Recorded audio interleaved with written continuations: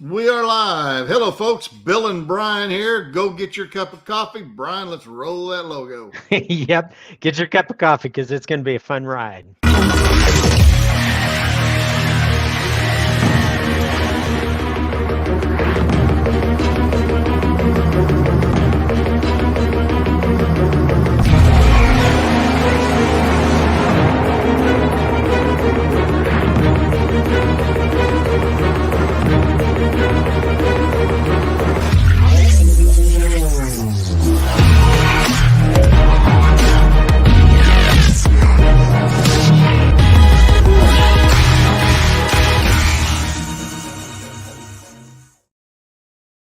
Hello, folks. Here we are, a day after a holiday. I know a lot of people are still out and enjoying the day off, or maybe they're already bored and they're tuning into us.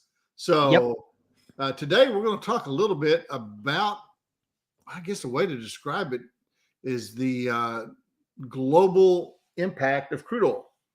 But to do that, we have to look at two things. And what are they, Brian?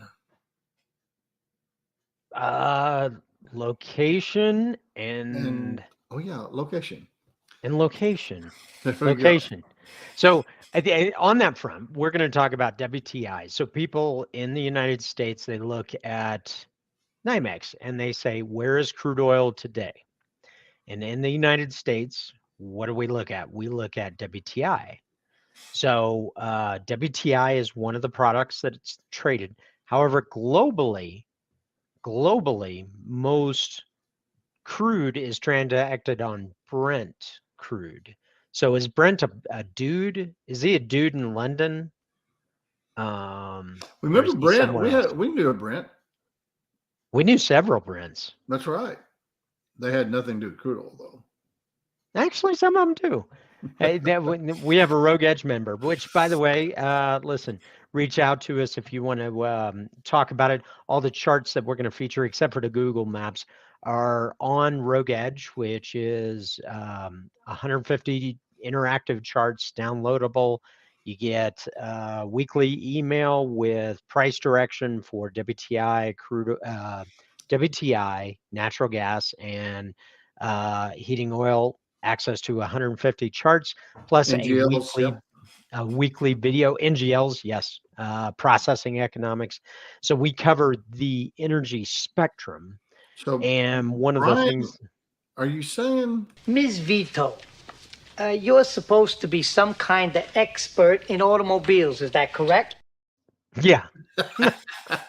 That's exactly it. So the thing is that we're here for you. If you want to learn more about it, just reach out to us down below. There's an email that goes directly to Bill and myself, as well as a way to book a meeting directly with us. So if you have some questions, book a meeting and it'll designate a slot for 30 minutes. So we're looking forward to hearing from you. All that said, where is WTI? Well, there are some very technical things about WTI. However, in 1964, the correct ignition timing would be 4 degrees before top dead center. So where So WTI is not a place. Your Honor, may I have permission to treat Ms. Vito as a hostile witness? It is a quality. Right. Stands for West Texas Intermediate. It is the quality of the crude oil out in West Texas, and it actually has been around for a long time. It is traded at Cushing, and Cushing is in Oklahoma, not Texas.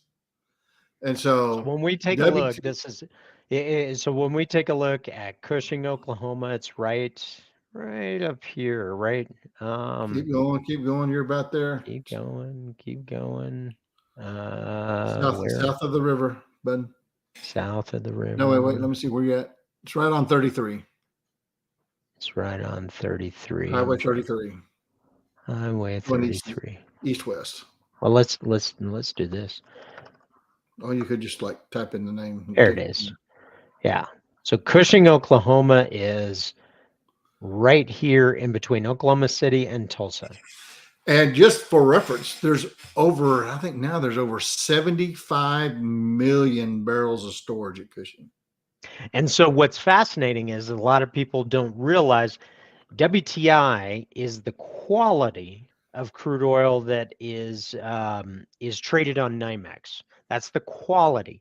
Right. But when you look at the Permian, which exists over here, that is a WTI quality of crude oil. That is a light, sweet crude oil. And it's in other locations, such as in North Dakota. Right. So we Colorado, have Oklahoma, Louisiana. Colorado, Oklahoma, yeah. So we So, have light sweet crude oil in multiple locations, and right? typically what that means, it is low on sulfur, usually less than 1%, low on any particulates. It is a API gravity of, the technical is like 39.8. We just call it 40 because it's easier. But a 40 API gravity, and API stands for the American Petroleum Institute. So as they regulate gravity and as they put out those comparisons, this crude oil rates at a 40 API gravity, which what that means is it's pretty, what we usually sometimes call dead. In other words, it didn't have a lot of gases in it. Right. And so The lighter the crude oil, the the more less gas will be in it. refining, the less refining value in some of the products. Is that right? Right. Well, really, when you start getting lighter, what you have trouble getting out of the refining barrel is the gasolines and diesels, and that's where the money's at, gasoline and diesel. So And now so, where is this dude Brent? So we've isolated where WTI is. Brent is basically North Sea oil. Think Norway.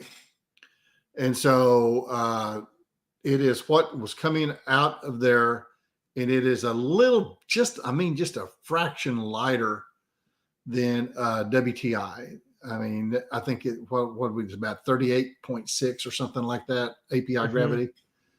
And so when you start talking about Brent, you're really sort of apples and oranges when you go to measurement, because we're defining a European metric commodity on a U.S. imperial scales way. And so that's why you're going to be a little bit off. Think of it as the difference between the pound and the dollar.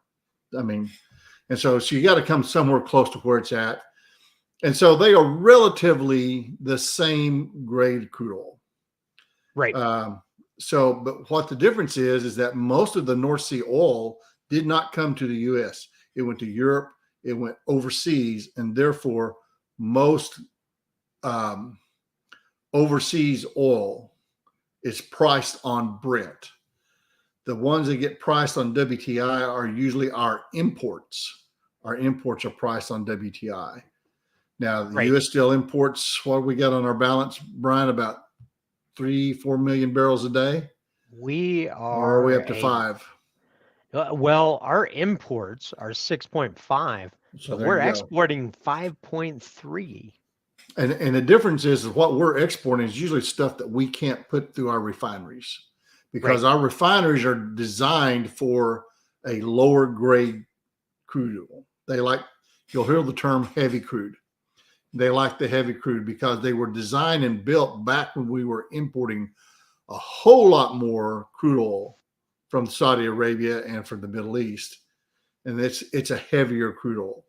So in degrees, you have 40, which is kind of a benchmark, roughly 40 for Brent and WTI. And if you get heavier, the degrees drop. Right. So if you think about it in that sense, a 20-degree barrel is very heavy, Right. and a 60-degree barrel is very light. So that's what people talk about when they talk about light or heavy. Right. Now, our refineries were designed around the 35, if I remember right. Most of them were back in the 50s to the 70s.